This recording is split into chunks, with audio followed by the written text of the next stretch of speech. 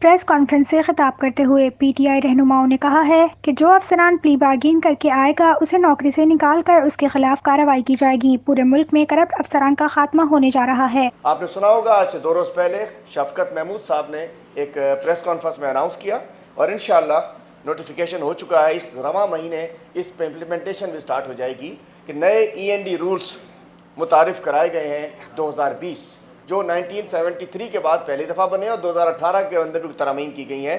तो efficiency and discipline rules 2020 जो आए हैं उसकी मोटी मोटी चीज़ें बता दूँ। उसके मोटे मोटे ये मामलात हैं जो हमारे डायरेक्ट हमें सामने आते हैं कि जो भी शख्स END रूल्स के तहत जो शख्स प्ली बार्गेन करेगा या वॉलंटरी रिटर्न करके आया हुआ होगा, उसको नौकरी से बर्खास्त करके उसके खिलाफ कार्रवाई की जाएगी। मैं कहना चाहता हूँ, कुछ अर्से बाद देखिएगा सिंध के ये बड़े बड़े नाम, बड़े बड़े सेक्रेटरीज, बड़े बड़े DCs जो बड़े इस वक्त मराहत याफ्ता बैठे हैं, ये सब आपको नौकरी से बर्खास्त होते हुए नजर आएंगे। पहली दफा हो रहा है। जिन अफसरान के असासे आमदन से ज्यादा होंगे उन्हें करप्ट तस्वुर किया जाएगा। सेक्रेटरी फाइनेंस हसन नकवी ने अरबों रुपए वापस किए, उसे नौकरी से फारिग होना होगा। कोई भी अफसर जो है 10 साल से ज्यादा एक सूबे में नहीं रहेगा। 10 साल से ज्यादा एक सूबे में नहीं रहेगा। अब सूरत हाल ये है कि जो 10 साल से ज्यादा लोग यहाँ रहे, जिन्होंने घर बना लिया है, जिन्होंने यहाँ अपना ठिकाना बना लिया है, उनको सूबे से जाना पड़ेगा।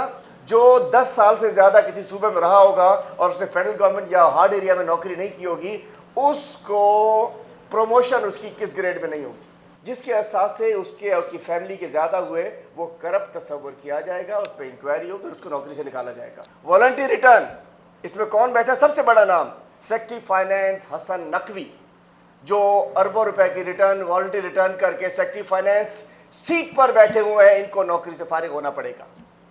उसके अलावा मैं खास बात करता हूं।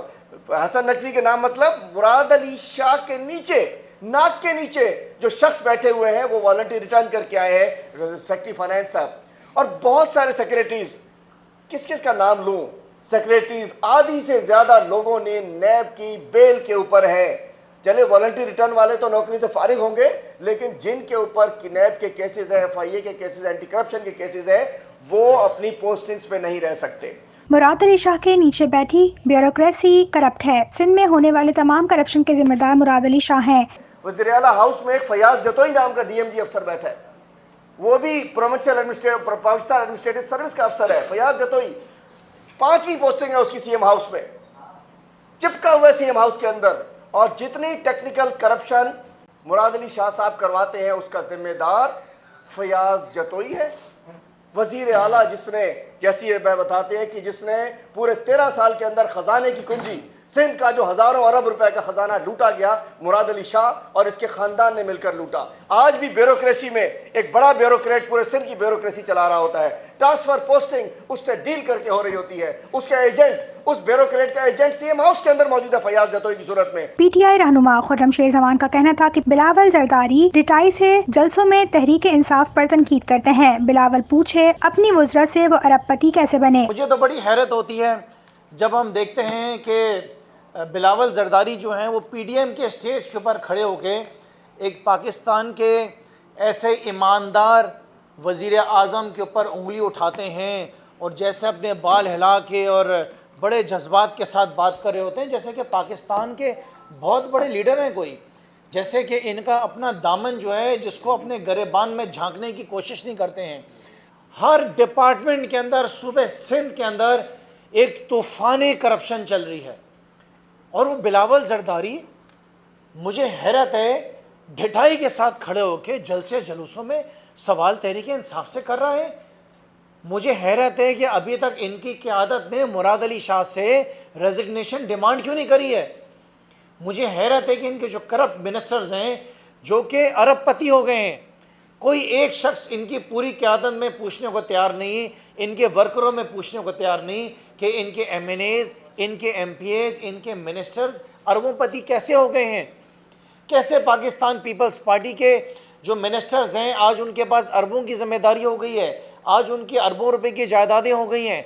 आज पाकिस्तान से बाहर उन्होंने जायदाद बना ली है। रुकन सिंध असम्बली जमाल सिद्दीकी का कहना था कि वजीर आजम ने इस मुल्क की मईशत को सहारा दिया, लेकिन सिंध हुकूमत की नाअहली के सबब आज खैरपुर और इस्लाम कोट के सनती जोन बंद हो चुके हैं। बदकिस्मती सूबे की है कि यहाँ पर सनतों के भी नाम पर लूट मार का धंधा शुरू किया गया है।